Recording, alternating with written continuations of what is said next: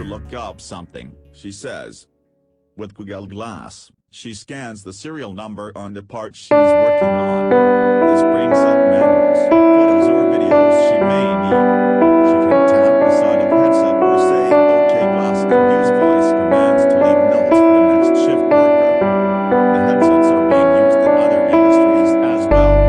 Companies working in the healthcare, entertainment, and energy industries are listed as some of the Google Glass certified partners. And autistic children are using the technology to recognize emotions. It was always my assumption that Google Glass was going to go into business for enterprises instead of mass consumer consumption. Tiffany Tsai, a technology writer, academic, business process improvement director with AGCO, says the addition of Google Glass has been a total game changer.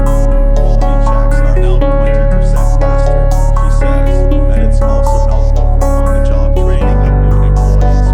Before this, workers used tablets. We had a lot of tablets on our floor, and the tablets were being broken just by being dropped. And tractors are very tall machines when you're climbing on a going says. So we were looking for a solution that offered them more information in a more timely manner. AGCO has about 100 employees using a custom Futile glass, which is attached to memory cartridges. Each costs over $2,000.